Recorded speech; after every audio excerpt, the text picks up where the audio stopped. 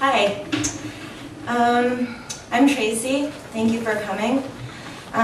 So I was thinking about this fellowship, and one of the things that I didn't know when I first applied was that the center sets up a lot of really well-lubricated events for the fellows to attend.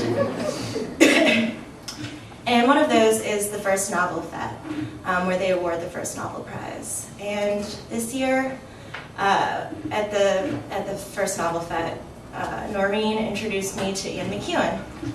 So she deposits me with Ian McEwan, and Ian McEwan, for those of you who don't know, is a really famous, amazing British writer. And like many writers, he likes defining words.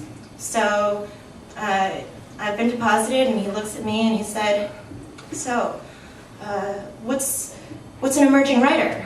And I said, "Well, Mr. McEwan, Ian, I think it means I still have my bar job."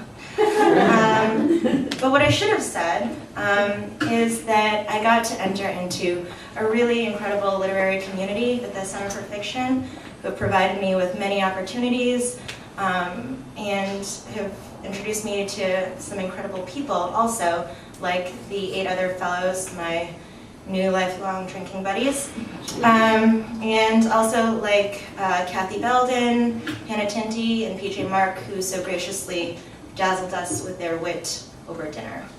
So, thank you, is the point, and I'm going to read the beginning. What? The time is up.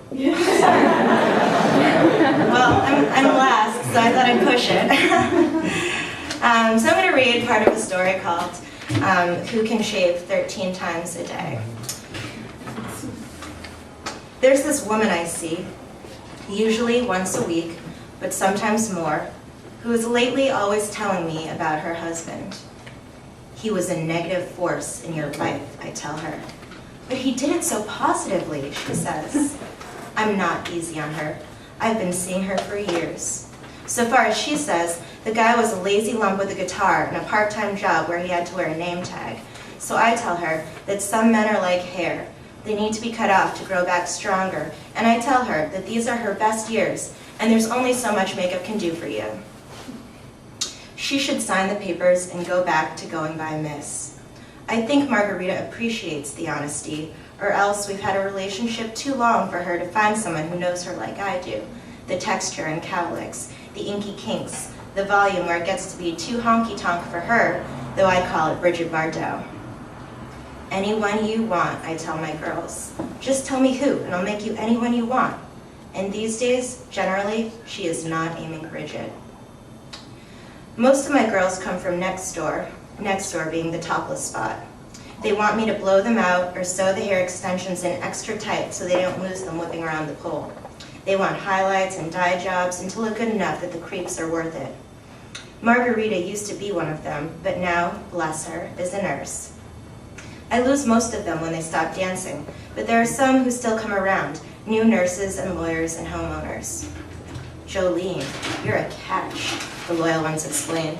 But I know that blandishments are in a stripper's nature. What they mean is, I'm cheap. I've been flown, so you'd think I'd have arrived by now.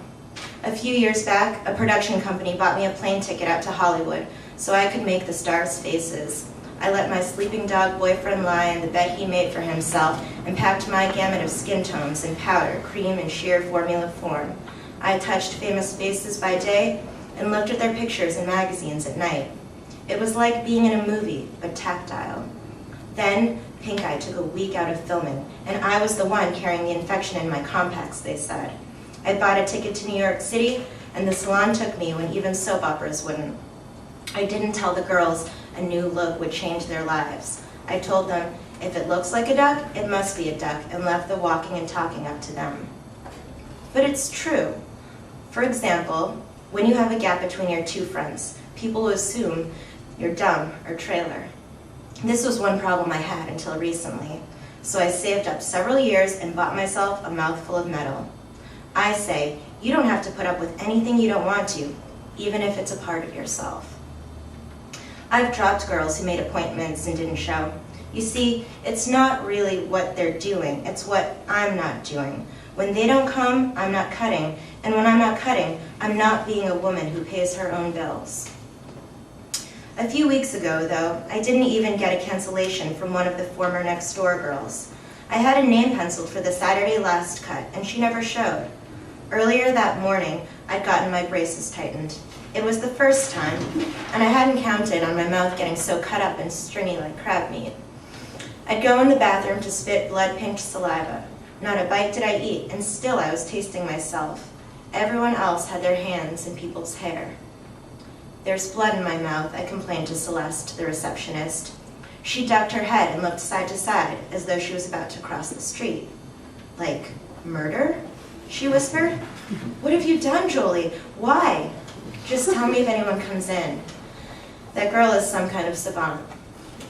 Normally, I would have shuffled my tail home, but the no-show had had 3 hours, cut, color, and style, that she didn't end up using. I watched the clock and touched my braces with my tongue, hoping someone who hadn't prepared to get beautiful would stop in. That happened, I knew. People would decide they weren't a woman who let a man put his hands on her and go out to get themselves some pink hair. The bells hanging on the door shook as it opened.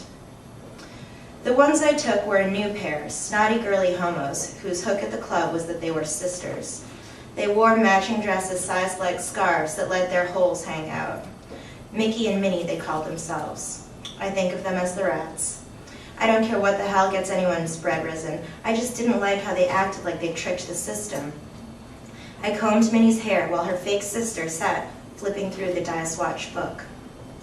"Do you know that once at the grocery store I saw a woman spank her little boy right in the middle of the produce section?" Mickey said. "It's like, what do you think your child is going to learn from that?" I personally learned a lot of things that way, such as don't talk to strange men and don't accept anything from them either. Don't steal candy bars from the store and do your part instead of letting your mother and sister do all the work. "My daddy strapped me up with a belt and look how I turned out," I said. "A hairdresser," said Minnie. The two of them slapped their knees, and some of the foil from Minnie's head fell to the floor. "I brushed Michael Bolton's hair once," I said, "and moisturized George Clooney, too." "Congratulations," they said.